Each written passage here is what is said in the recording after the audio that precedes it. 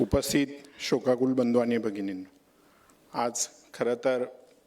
पिंपरी चिंचवडकरांचं दुर्दैव आहे की ज्या नेत्यांनी हे पिंपरी चिंचवड शहर घडवलं त्या नेत्यासाठी अशी शोकसभा घेण्याची वेळ आपल्या सर्वांवर येते आहे। मी तुमच्यातलाच एक कार्यकर्ता आहे की ज्याच्या प्रत्येकाच्या खांद्यावर हा दादांनी हात ठेवलेला होता आणि निश्चितच दादा गेल्यानं पिंपरी चिंचवडकरांचीच नव्हे तर पूर्ण महाराष्ट्राची हानी झालेली आहे आणि ती हानी कधीही भरून न निघणारी आहे। पण निश्चितच आपण सगळ्यांनी एक दादांना श्रद्धांजली म्हणून आपण सगळ्यांनी ज्या ज्या व्यथा मांडल्यात, मग त्याच्यामध्ये ज्या व्यथा किंवा ज्या काही सूचना आपण दादांच्या प्रती केलेल्या आहेत त्या पूर्ण करण्याचा मानस आपण सगळ्यांनी एकत्रित करूया, हीच खरं दादांना श्रद्धांजली असेल। आणि मी आता जरी सत्तारूढ पक्षामध्ये जरी एक कार्यकर्ता म्हणून काम करत असेल तर प्रथम पिंपरी चिंचवडचा नागरिक आणि दादांनी तयार केलेला कार्यकर्ता म्हणून मी माझ्या पक्षाच्या वतीनं, मग त्याच्यामध्ये आमचे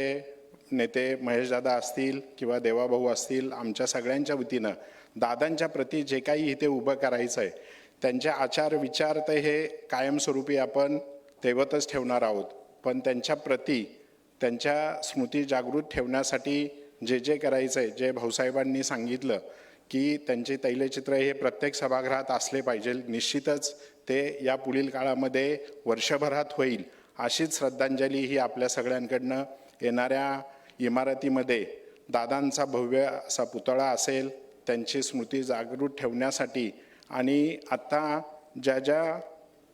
म्हणजे ताईंनी पण ज्या व्यथा मांडल्या की विरोधकांना कुठं स्पेस दादा असतील, लक्ष्मण भाऊ असतील ते द्यायचे, तर या श्रद्धांजलीच्या निमित्तानं मी पक्षाच्या वतीनं आमचे महेशदादा असतील, मी असेल, आमचे दोन्ही आमदार असतील आणि सभागृहातील सगळ्या नेत्यांच्या वतीनं याच्या पुढील काळामध्ये दादांना स्मृती आणि दादांच्या चरणी या श्रद्धांजलीच्या माध्यमातूनच कुठेही कसल्याही प्रकारे सत्तारूढ पक्ष म्हणून कुठेही